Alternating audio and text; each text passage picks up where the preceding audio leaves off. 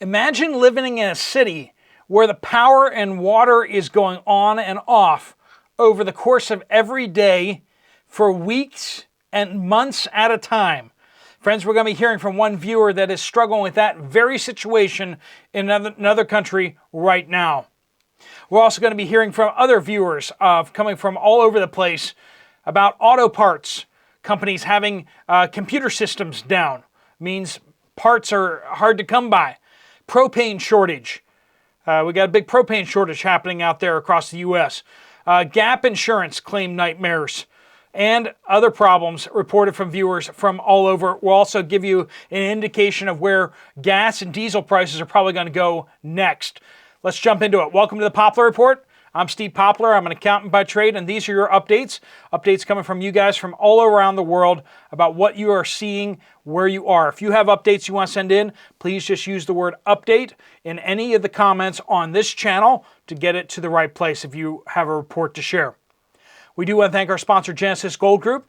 They do a fantastic job helping people get out of stocks and bonds, other electronic assets into physical assets, gold, silver, platinum. It's on a run right now, and it's got a long way to go. Stock market's at all-time highs. It might be a good time to rotate. If you want to get more information or have some questions that you want answered, Jonathan and his team would love to talk to you. There'll be a link at the end of the video. All right, so right now we have significant U.S. refinery shutdowns across the country. This has taken operating capacity below 87%. Oftentimes, of the refining capacity in the U.S., we're running at like 93 to 95%. That's pretty typical. Down to 87% means a lot less diesel, a lot less gasoline getting produced, and yet people are still driving. And as the driving season kicks off for vacations and all that kind of stuff, and spring break trips, all that jazz, we're not going to have quite as much gasoline or diesel. Expect prices to go up in the near term. They're hoping to have many of these refineries back online in the next couple weeks, but this may have a short-term impact. And if we have any further problems, that may continue to impact things. We also have a number of Russian refineries that have been damaged or destroyed in the last few weeks. That's also making things tight over on the European scene. So gas and diesel prices probably going up across the world in the next few weeks. DV says, I'm here in Seguin, Texas. The Tractor Supply store has not been able to get propane for about 2 weeks now. How's that, friends? No, there's no shortages out there at all, right? And yet, why can't these stores get propane? They have no answer as to why they can't get propane, and normally they have 2 different days a week where they get deliveries. So they usually have deliveries twice a week, and they haven't been able to get propane for 2 weeks now. There are bottlenecks in the supply chain that are causing that problem, right? There's natural gas stores, and there's probably propane in certain places. It's not getting to where it needs to go right now. Marcel says, I take Synthroid for a thyroid disease the doctor used to prescribe. I have been waiting over a month with no Synthroid. Doctor says he did paperwork and Express Scripts says it's not ready yet. So doctor put in the prescription and over a month later still can't get it. Cannot get it in person either in New Jersey, in the central part of the state, or with the Express Scripts, right? My doctor said fish oil will help with the hospitalization. Blue Cross just said, no, you can't have it unless you pay out of pocket. So how much of that is an insurance thing versus, I'm not sure. Kylie says, out of our local, all of our local O'Reilly computer systems crashed. Not just one store location, but all local area O'Reilly's. Now, if you're not familiar with that, O'Reilly's like a auto parts store, like AutoZone or one of those type chains. So O'Reilly's are at least big out this way. But they can't get auto parts and they can't order them because their systems are down. Let's go over to Africa. This is from South Africa. Our friend down there, Parrot Africa, says week 3 of municipality strikes. They've been having issues with power for the last year and a half, okay? They've been having power shutoffs intermittently, and they've recently had municipality strikes on water as well now. So not just power, but also water. Week 3 of municipality strikes. Water tankers empty the reservoirs in the morning. So I do not have water early in the morning. So the water's, like they drain all the pipes in order to fill these water tankers. And what are they doing with these water tankers? And then they sell the water to desperate people. So you have to buy it from the water tankers. They drive the tankers around, and that's how you get water, at least when you're not in the system. If you're in the system, you don't get water in the morning because they're filling up the tankers. You see? After a 2-week strike, they're now giving workers 10 days to return to work and are allowing them to give any reason why the plumbers and electricians get to keep their jobs. So they can strike for 9 more days and return to work on the last day of the complaint order to return to work. So they've basically been ordered by the government to return to work. But they were given 10 more days of okay, you can keep on striking for 10 more days. Some areas have had no water and power for 12 days. This is in Durban, in South Africa. South Africa used to be nice. You know what I'm saying?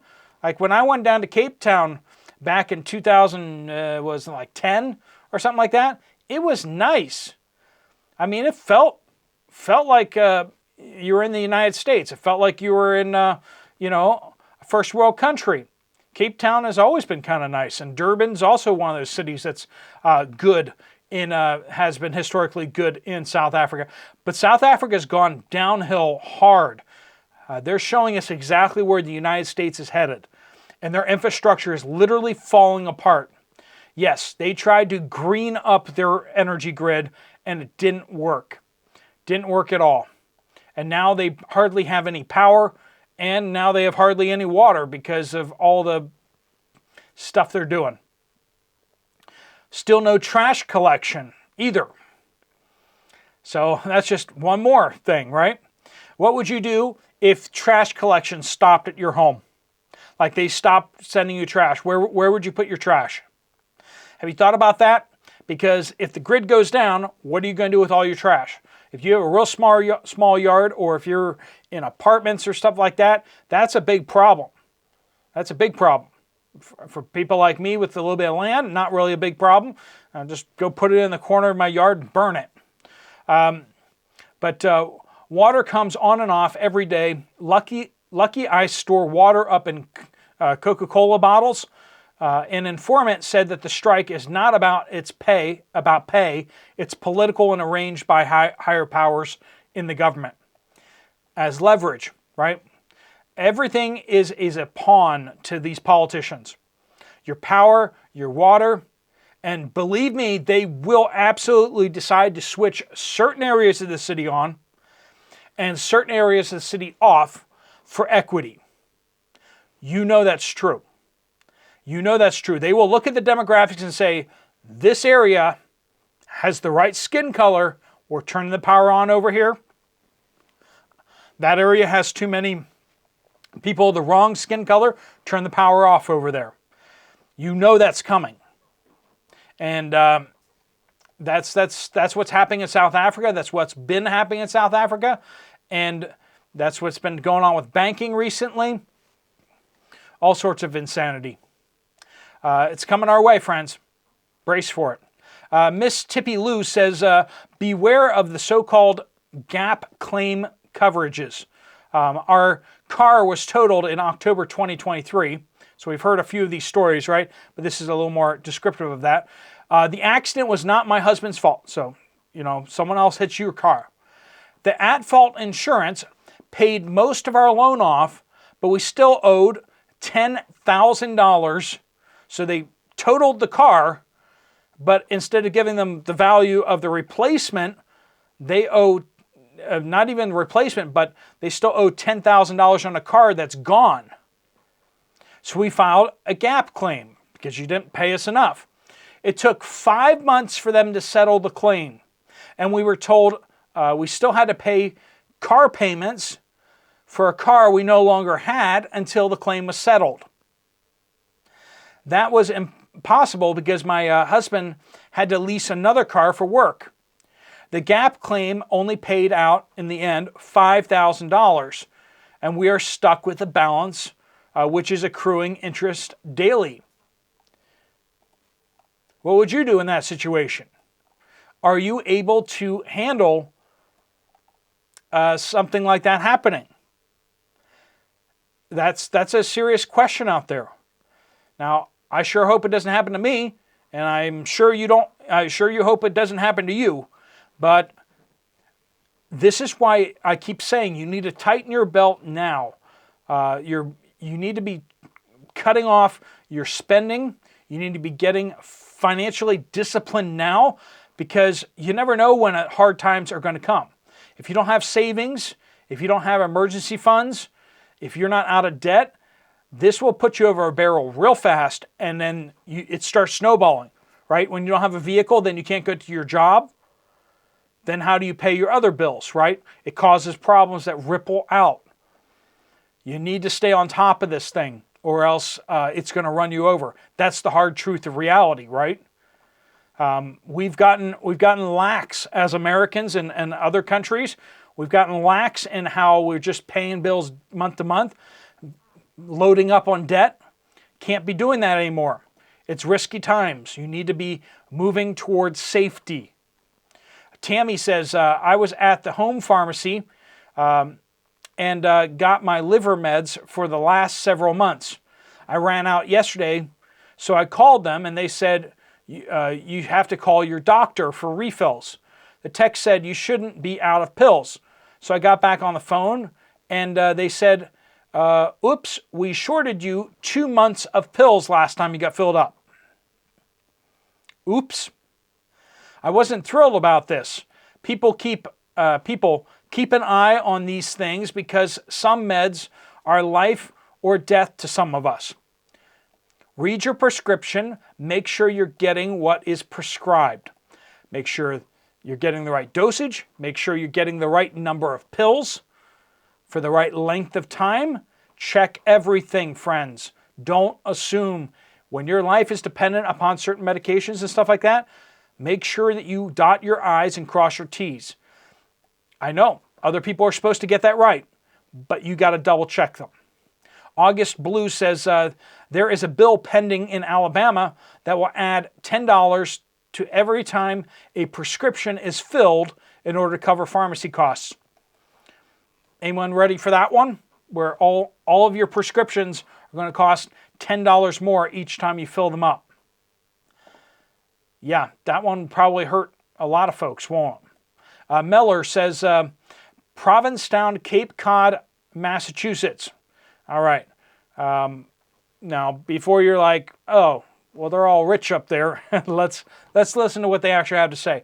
My elderly clients are suffering. Food prices have gone crazy. Our local food banks are empty and not even open some weeks. We can't get so many medications that it's now too many to list. No one is doing anything to help us here. We have so many foreigners here, so there isn't much help. But then on top of that, there's lots of help for foreigners. You know what I'm saying? Here on Cape Cod, and our crime rate has gone crazy. They will not put it in the news. We need to have summer tourists come for the local economy. We had a drive-by shooting last week. Never in my life have I seen anything like that in my 41 years of living here. The foreigners are getting so much help here on Cape Cod.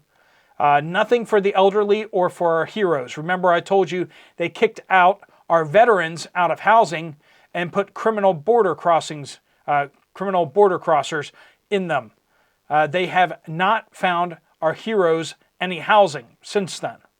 Rent is unreal here, and everyone is leaving. It is all so sad. Sensei J says, we are also having issues getting Vyvanse. We went to this medicine because we could not get other generic medicines last year due to the shortages. We were forced into the name brand by insurance. Then the insurance moved us back to the generic version a couple months later because the generic was out of stock. And we moved back, but then we had to move back to the name brand. Now even the name brand is having issues. Luckily, I could live without this if necessary and not have serious life-altering consequences. But my MS meds like Abagio don't have the same issues. Could this be because that one costs like $3,000 a month? Maybe. Connie says, my husband works in a lab. Shortages have been a problem. That is down in Florida. So even the labs are not having the equipment they need and the supplies they need. And we're hearing that across the board for workplaces, just parts, supplies. Everything seems to be hard to get these days. Why is that? Supply chain issues across the board. All right, please do keep your reports coming in. Thanks so much for watching. If you want to check out another video from the channel, there's one right up here. If you want to get some more information from Genesis Gold about what you can do with your retirement account, there's a link right there. Thanks so much for watching. Steve Poplar of the Poplar Report, out.